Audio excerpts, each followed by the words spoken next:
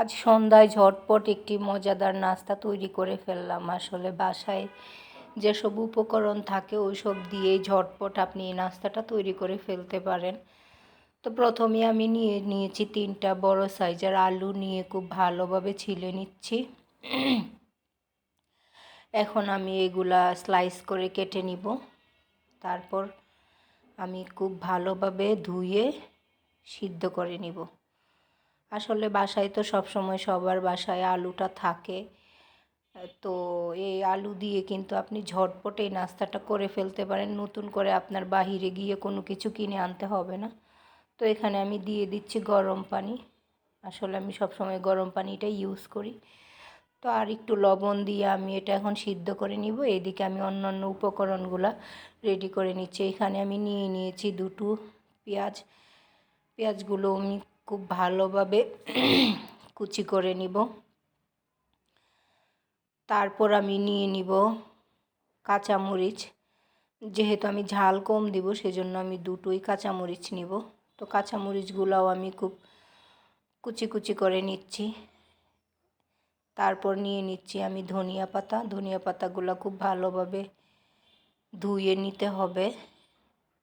তো সবগুলো আমার কাটা হয়ে গিয়েছে। এদিকে আমার মেয়ে, ওই যে দেখেন মেয়েকে নিয়ে কীভাবে আমি কাজ করি। তো আমার আলু সিদ্ধ হয়ে গিয়েছে। এখন আমি আলুগুলো খুব ভালোভাবে ম্যাশ করে নিব। তারপর এর মধ্যে দিয়ে দিব পেঁয়াজ কুচি, ধনিয়া পাতা কুচি, কাঁচামরিচ কুচি এবং সাথে আরও অ্যাড করব পরিমাণ মতো লবণ, অল্প পরিমাণ একটু হলুদ গুঁড়া, মরিচ গুঁড়া এবং ধনিয়ার গুঁড়া এবং সাথে দিয়ে দিব ম্যাগি নুডলসের মশলা দিয়ে খুব ভালোভাবে একটু সময় নিয়ে আমি মিশিয়ে নিব। তো আমার মেশানো হয়ে গিয়েছে। এখন আমি 2 হাতের তালুর সাহায্যে এরকম লম্বা লম্বি শেপ করে আপনারা যার মানে পছন্দ ওরকম শেপ দিয়ে নিয়ে তৈরি করতে পারেন। তো আমার হয়ে গিয়েছে। এখন আমি এখানে নিয়েছি নুডলস।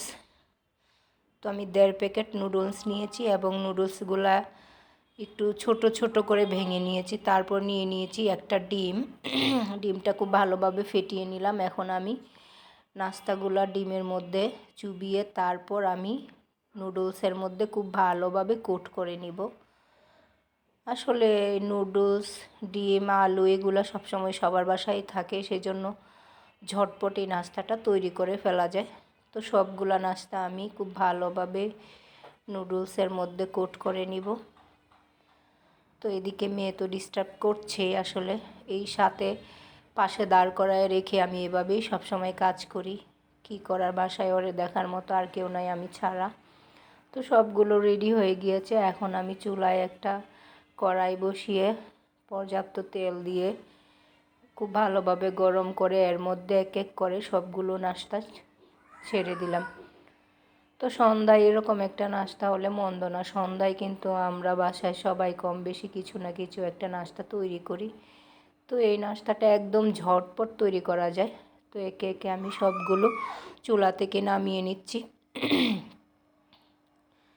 তো একটু ঝাল মানে ঝালই কমিয়ে দিয়েছি যেহেতু আমার মেয়ে খাবে।